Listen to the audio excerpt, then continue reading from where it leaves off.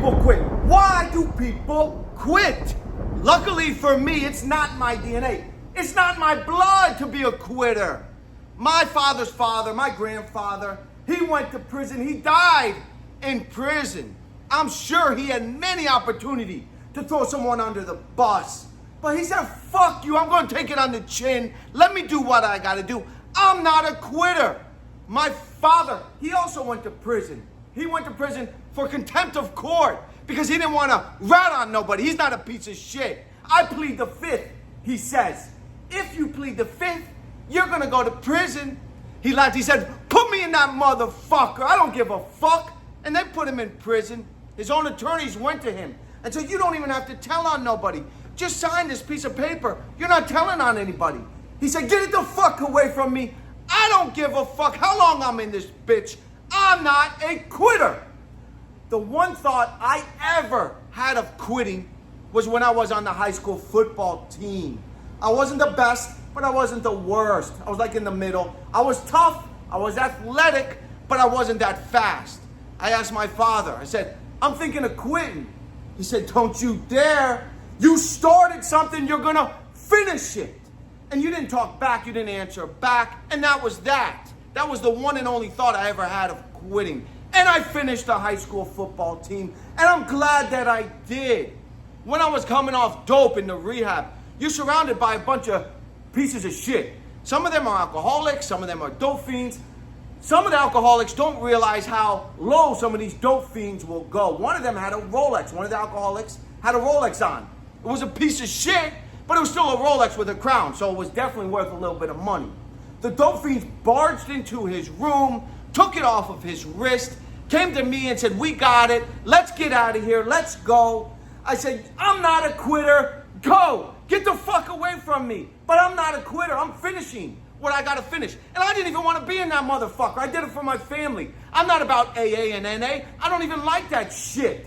I think it's a joke. The more you talk about it, the more you want to do it. But I stuck it out and I finished the fucking thing. When I opened up my sexually oriented business, I was hearing nonstop, you will never be able to do that. You cannot do that.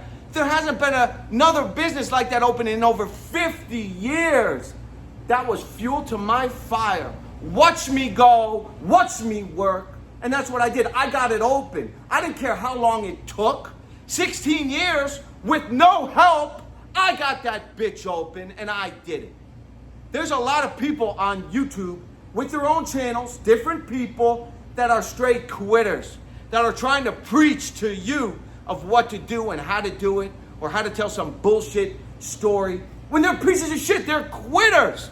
My grandfather, his picture will always be hung on the wall. My father, his picture will eventually always be hung on the wall. And eventually my picture will always be hung on the wall, looked upon as legends, not just by his children, but by his grandchildren, by his children's children, and by their children's children. The quitters, their picture will never be hung on the wall. Their children don't respect them. Their children look at them like pieces of shit. Their grandchildren will forget about them. They're pieces of shit. They're quitters. That's the bottom line. They're going to tell you some excuse of why they quit or what made them quit.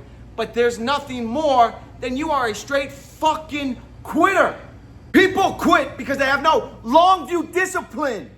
The real ones build their internal attributes, while the superficial ones just look at the exterior result and quit. You know, in the start of January, so many people have that aesthetic goal. I'm going to lose this much weight. I want to look this way. I'm really going to do it this time. But they quit. They quit because they're superficial, only driven by the external gain. The real ones, most of them already have the aesthetics, but they're still at work, but they're still in the gym, but they're still self-seeking personal growth. That's what gets them through the day. They have learned to master each day by taking small incremental steps towards progressing themselves in every way. It's not about the external gain, it's about the internal values that you're building. They get their pride by going through this. Willpower is like a muscle group. It must be exercised. So we are constantly building our internal attributes to be successful across the board. Your success will never exceed your level of personal development. It's all day long. The person who is successful and still undergoes this process without tapping and seeking the comfort within his own hand, he's the one who gets it. He's the one who's building. He knows when he puts his head down at night, he gave everything each day. It doesn't matter how much you gain if you're not attacking every area, mind, body, soul, family, fitness, finance. If you're failing in an area, you're gonna feel it. You're gonna feel that pinch, that sting, that area needs to be addressed. That internal notification, that feeling that there's pain in that area, it's just simply a notification that area needs to be addressed. That's why I say, wake up, look in the mirror. What does your conscience tell you? That's your first thing. Most people will say and think, I need to lose weight. I need to quit drinking. I need to save more money. That's the bottom part of the accountability pyramid. Once you make that bottom part of the accountability pyramid, the actions you partake in, the habits that build you, once you make that a must or have to, you move up. You move up into the area of thought construction, negotiability to create core beliefs and not negotiate. You operate from your witness. You're able to see the root. We're able to attack the root around the problem. A person who quits, a person who drinks like a fish, eats like a pig, or lives with mommy and daddy, or any one of those things. How can that person respect others? They can't, because they don't respect themselves. They may act like they do, but they have a lot of hate in their heart because they hate themselves. If you don't reflect on what causes you to get upset, you project. It's real simple. If you choose to do less, you feel like less. It's not rocket science. If you choose to do more, you feel like more. And when you feel like more, you don't have to treat people like less. I see the best in people because I am my best. Your kids should look at you like straight Superman. Look at my dad. He's got it all figured out. I ain't listening to your dad. He drives a shit bucket, is fat, lazy as fuck. Results are respected. Results give hope. Speech, just talking, that ain't shit.